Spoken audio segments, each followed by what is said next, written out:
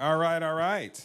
So next up, we have the distinct pleasure of welcoming someone who, again, a founder story. And I love, I had the pleasure of meeting this gentleman last year sometime, and I've just been really inspired by the business that he's building, and would love and look forward to you all learning more about him. So Peman Montazemi, if you can join us on stage.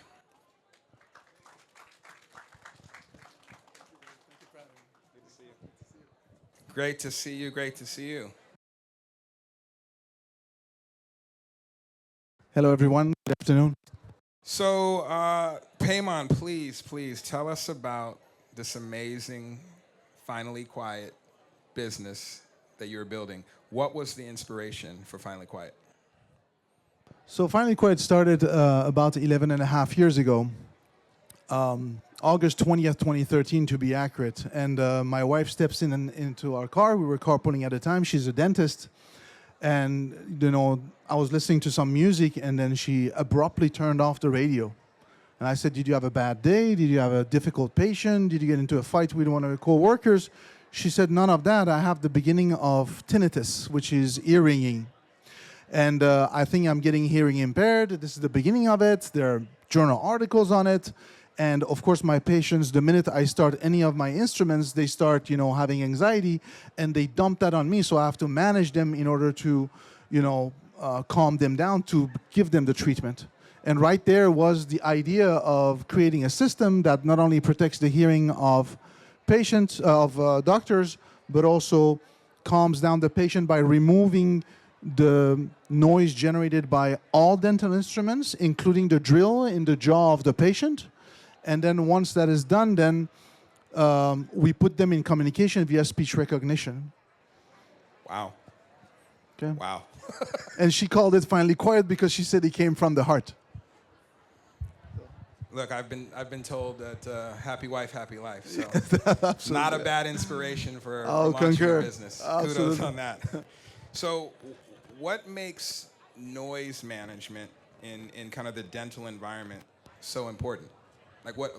What impact does that have on the patient? What impact does that have on the staff? Sure, that's an excellent question. So dentists, if they don't use any kind of protection throughout their career, they're guaranteed to experience hearing loss. Okay, it's called noise-induced hearing loss, so NIHL. So, and that comes with drastic issues. Number one is social separation, because they stop going to restaurants, they have to start wearing hearing aids.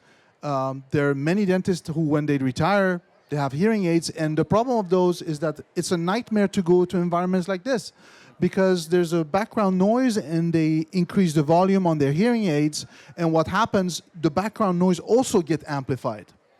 So it's a mishmash of noise and voice, so they can never go to a restaurant and have a proper, you know, discussion. So that just by itself creates depression. And in some cases, unfortunately, they have the highest suicide rate compared to the general population and among healthcare providers. 17 more times prone to a suicide. And unfortunately, I lost one of my very good friends to that. Back in 2008, Dr. Zaharat, she was part of the Persian community back at University of Virginia, and we unfortunately lost her. So that was a big thing. And Dr. Kara Stanley, who travels the world talking about 25 dental suicide cases, sits on our board of clinical advisors, because we want to create awareness about that.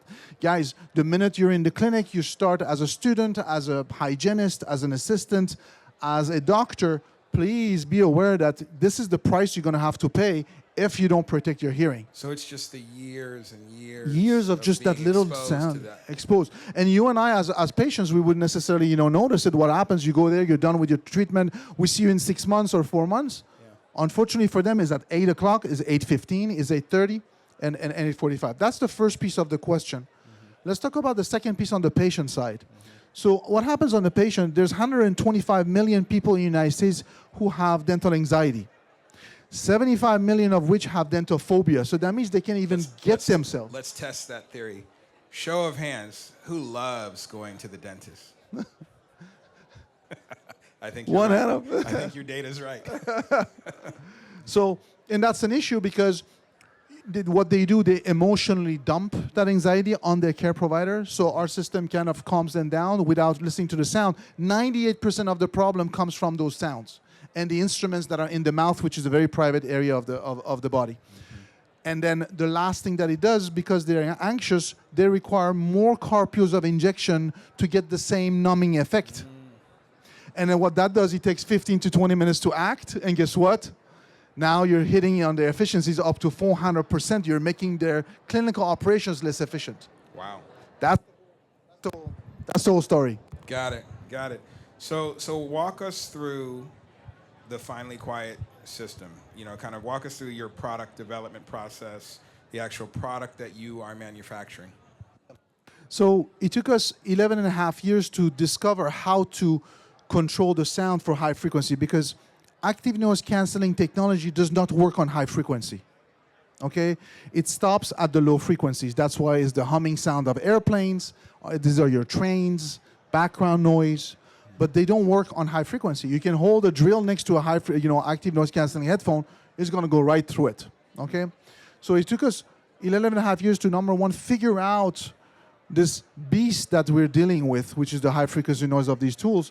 And then finally, two ways: one, acoustically through the air, but also conductively through the bone of patients, whether they're being drilled on the top or at the bottom, the bottom teeth, maxilla or mandible.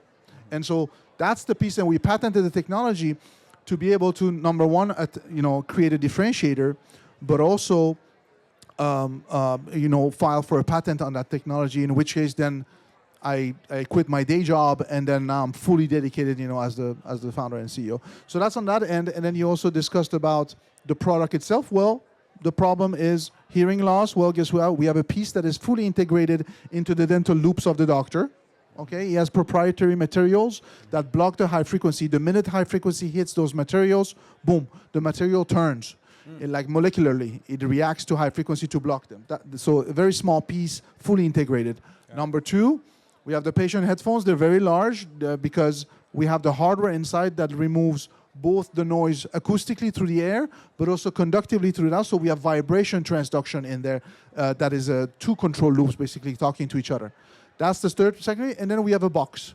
And that we call it the magic box. The base unit, basically, you send a command to it, and it does what you want. You say, play music for the patient.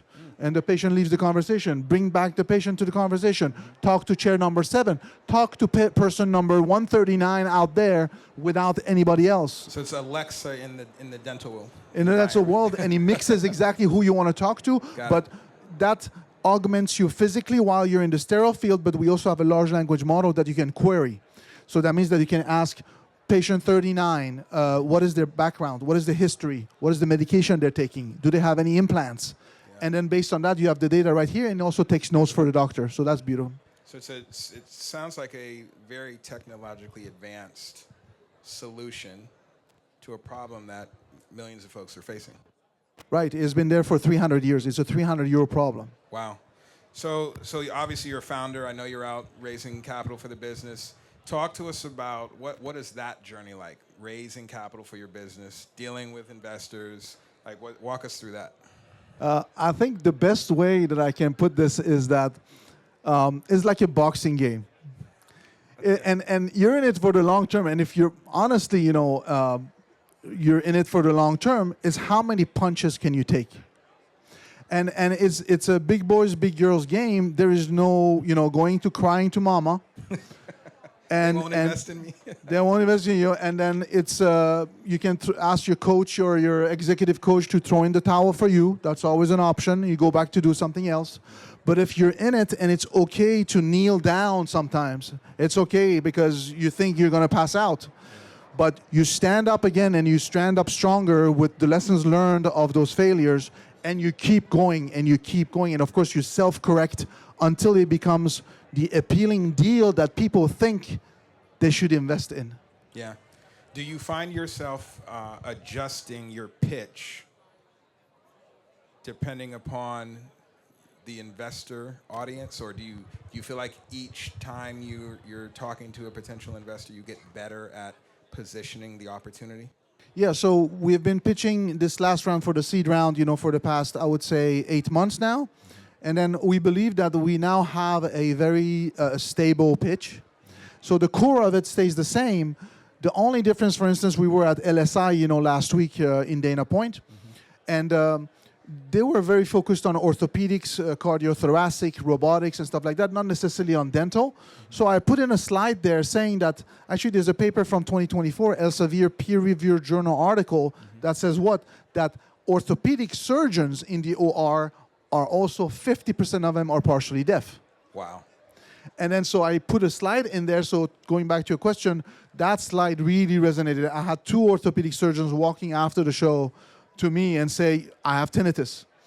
How can we and how can we get this into the OR? How can we get into the hospital to actually optimize our conversations, but also have, thanks to large language model, 15,000 other surgeons that are in your ear. Wow. While you're operating, because you have the experience, for training a new implant you want to do, you have never done. Step 1, do this. Step 2, drill a hole. Step 3, pin. Step 4. So right there, they actually started suggesting applications of that, which was very interesting. Wow. Wow. Yeah. Well, look, Peman, it's always a pleasure. I want to definitely thank you for joining us today. Please do keep us posted. I love the business that you're building. I love the problem that you're solving. And keep taking those punches. Keep taking them. Thanks so much for having me. It's a privilege to be here. Thank you, everyone.